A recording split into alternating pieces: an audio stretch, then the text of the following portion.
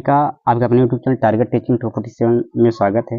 साथियों, आज एक बहुत ही हम गंभीर विषय पर चर्चा करने जा रहे हैं और पीआरटी के साथियों को लेकर मुख्य मुद्दा रहेगा कि पीआरटी के साथियों का इस बार जो कंपटीशन है बिहार शिक्षक भर्ती के जो आगामी एग्जाम है टीआरई 4.0 में, उसकी स्थिति क्या है, कंपटीशन बढ़ेगा कि घटेगा और बढ़ेगा तो किन किन आधार पर बढ़ेगा। मैं पूरा फैक्ट वाइज पूरा लॉजिकल मैं आपके सामने इस चीज़ के बारे में चर्चा करूंगा, विद प्रूफ चर्चा करूंगा। तो आज की ये जो न्यूज आई है, न्यूज कटिंग आप देख पा रहे हो हमारे जो बगल स्क्रीन पे देख पा रहा है। इसमें यदि आप साफ साफ देखेंगे तो ऊपर एक ही हेडिंग लिखा है कि टीआरई 4.0 में जो प्राथमिक शिक्षकों के लिए यानी पीआरटीओ के लिए इस बार टफ हो सकता है कंपटीशन, यानी इस बार कंपटीशन टफ हो सकता है। ये रीजन क्या है, इसके बारे में थोड़ा सा हम लॉजिकली समझने की कोशिश करेंगे। तो न्यूज के माध्यम से ही मैं सारी चीज़ें समझाऊंगा। साथ में आपको कुछ इस पे भी बताऊंगा कि किन किन जगहों पे जो किन किन या 6 to 8 की क्या कंडीशन है, 9 10 की क्या कंडीशन है, इसके बारे में बताने की कोशिश करूंगा। फिलहाल मैं पीआरटी को लेकर अगर मैं चलूँ तो न्यूज को ही यदि मैं पढ़कर इस चीज़ को मैं यदि इस आप सब के बीच इसको क्लियर करने की कोशिश करूंगा तो आप भी हमारे साथ न्यूज पढ़ने की कोशिश करिएगा। इसमें साफ साफ लिखा है कि बिहार लोक सेवा आयोग तीसरे चरण की शिक्षक टीआरई 3 भर्ती प्रक्रिया के समापन के बाद आयोग चौथे चरण की शिक्षक नियुक्तियों की अधिसूचना जारी करेगा। साफ साफ लिखा है कि टीआरई 3.0 का जो नियुक्ति या फिर जो ट्रेनिंग पे है इनको भेजने के बाद जो है जैसे टीआरई 4.0 के जो है जो भी उसकी प्रक्रिया है उसका रोस्टर मंगाने का, उसके बाद अधिसूचना जारी करने का सारा उसका प्रोसेस स्टार्ट हो जाएगा। आगे यह कहा गया है साथ में इसमें कि टीआरई 4.0 के तहत इस बार जो वैकेंसी आएगी उसमें प्राथमिक शिक्षकों के लिए पिछला वैकेंसी से अधिक आवेदन रहने की उम्मीद है। इस बार ये बोला गया कि इस बार जो भी पीआरटी की वैकेंसी आएगी पिछली बार टीआरई 3.0 की अपेक्षा देखा जाए तो इस बार ज़्यादा आवेदक लोग रहेंगे, ज़्यादा आवेदन करने वाले लोग रहेंगे। अब ये क्या है कि अचानक इतना कहाँ पैदा हो गया अचानक से। यदि टीआरई 3.0 में देखा जाए तो काफ़ी लोगों की नियुक्ति हुई है और उसके बाद टीआरई 4 में कहाँ अचानक 2 ढाई 3 लाख लोग आ गए, है कि नहीं। तो इसके बारे में थोड़ा सा ये लॉजिकली समझना पड़ेगा। ये जो बताया गया बिल्कुल फैक्ट है। आप जब पूरा न्यूज को समझेंगे तो आपको समझ में आएगा हाँ इस बार जो पीआरटी में कंपटीशन बढ़ेगी। रीजन क्या है आगे मैं बताने की कोशिश करूंगा। तो इसमें लिखा है कि अधिक आवेदन रहने की उम्मीद है और एक्सपर्ट के अनुसार जो एक्सपर्ट होते हैं एग्जाम्स को लेकर जो निगरानी करते हैं, डाटा जिनके पास होता है, वो कहते हैं कि इस बार परीक्षा टफ होगी। मिली जानकारी के अनुसार डिस्टेंस मोड यानी एनआईओएस से डीएलएड करने वाले अभ्यर्थी भी शामिल हो सकते हैं। जो डिस्टेंस लर्निंग से एजुकेशन डिग्री हासिल करते हैं, जैसे एनआईओएस से जो डीएलएड डिग्री किए हैं। आपको पता है कि टीआरई 3.0 में इनको साफ साफ नोटिफिकेशन के आधार पर यह बोला गया था कि आप जो है पीआरटी में शामिल नहीं हो सकते हैं। अभी हाल ही में सुप्रीम कोर्ट ने जो है इनको डिसीजन दिया कि आप जो है पीआरटी के लिए आवेदन कर सकते हैं। तो ये जो साथी 2.5 लाख 1.5 लाख जो भी साथी है, अभी मैं इसका डाटा भी बताऊंगा कितने ऐसे साथी है, तो लगभग 1,34,30,000 करके साथी हैं। अब ये साथी क्या है भाई साहब कि ये जो है अब एलिजिबल हो गए। जो टीआरई 3.0 को रोक दिया गया था फॉर्म भरने से, अब इस बार वो भरेंगे। जाहिर सी बात, ये इनकी संख्या 1,34,000 तक है और भी कुछ और आगे भी बढ़ेंगे। अब ये ऐसे अभ्यर्थी है जिनको मौका नहीं मिला था, टीआरई 4.0 मौका मिल रहा है, ये पूरा का पूरा ये इनको शामिल होगा तो अचानक इसकी संख्या, आवेदकों की संख्या यानी अभ्यर्थियों की संख्या बढ़ने की पूरी इसमें संभावना बन जाती है कि एनआईओएस डीएलएड वाले भी साथ इस बार शामिल हो गए सुप्रीम कोर्ट के आदेशानुसार। अभी बिहार सरकार इसके बारे में क्या पक्ष लेगी, अभी क्या सुनवाई चल रही है, उससे हो सकता है कि कल अगर एनआईओएस डीएलएड को बाहर करवा पाती है बिहार सरकार तो हो सकता है कंपटीशन टफ कम हो जाए। लेकिन फिलहाल यहाँ पे देखा जाए कि इनकी वजह से कंपटीशन टफ होने की पूरी संभावना दिख रही है।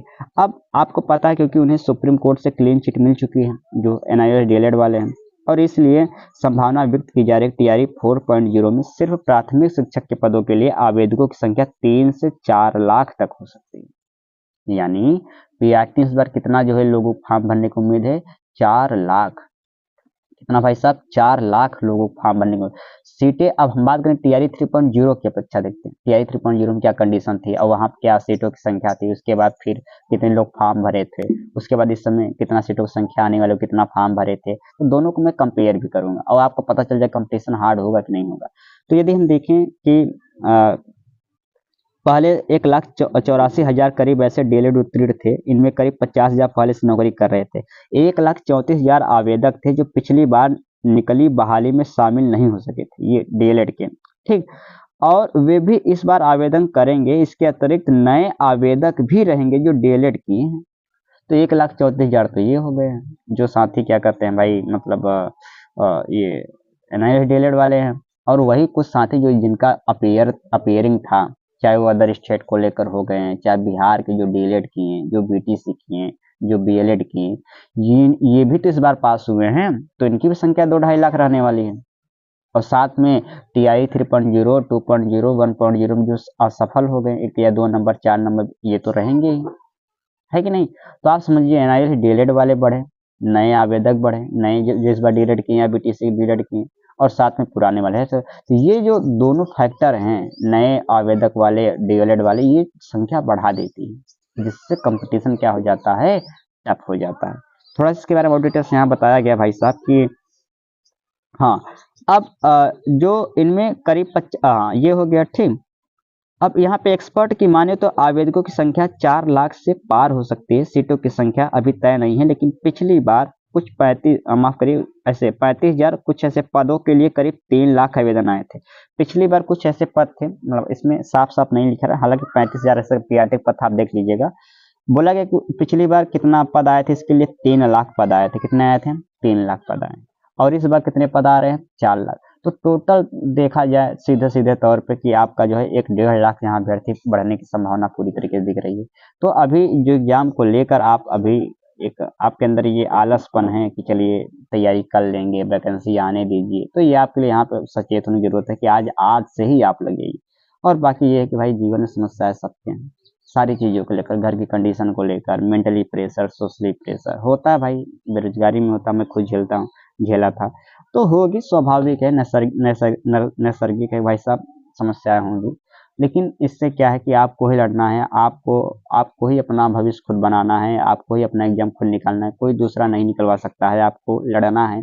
और खास तौर से मैं बताऊंगा, महिलाओं के लिए सबसे ज़्यादा कंडीशन खराब होती है कि घर का काम भी करना, 8 घंटा 10 घंटा, फिर 4 घंटा 5 घंटा पढ़ना, तो उनके लिए तो सबसे ज़्यादा। तो मैं तो कहता हूँ जो पुरुष वर्ग हैं, जो हमारे मेल कैंडिडेट हैं, आपको उनसे मोटिवेशन लेना चाहिए। जो आपके यहाँ औरतें होती हैं, जो आपके साथी हैं, जो आपके दोस्त हैं, सोचिए उन घर का काम करते हुए बेचारी लोग 4 घंटा 6 घंटा 5 घंटा पढ़ लेती हैं। आप जब फिजिकली काम करेंगे कभी दिन घर का ना, तो आपको पता चलेगा कितना वो हार्ड वर्किंग होती है।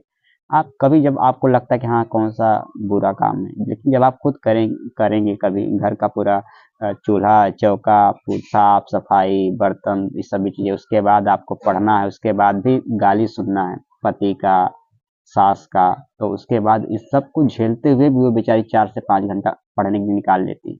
सोचिए, आप तो बहुत मेंटली फ्री हैं, बस वही, हाँ मैं मानता हूँ इकोनॉमिकली थोड़ी सी आपको दिक्कत होती है, थोड़ा सा, लेकिन उतना ज़्यादा नहीं, फिजिकली तो उतना ज़्यादा दिक्कतें नहीं होती जितना जो वीमेन होती हैं, यानी महिलाएं होती हैं, उनको झेलना पड़ता है।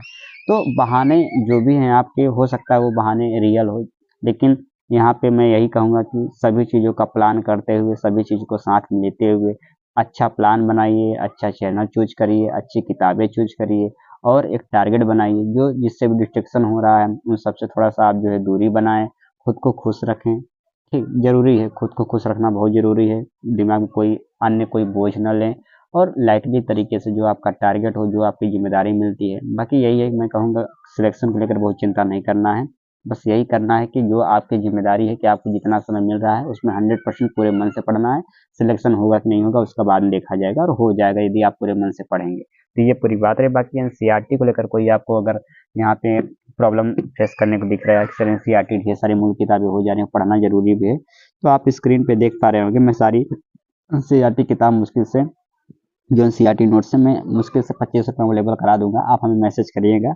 बाकी कोई डाउट हो, कोई किसी चीज़ की बात को लेकर आपको एजिटेशन हो, कोई हेल्प चाहिए, तो कमेंट जरूर बताइएगा। और मिलते हैं अगले वीडियो में, तब तक सुनने के लिए आप सभी का धन्यवाद।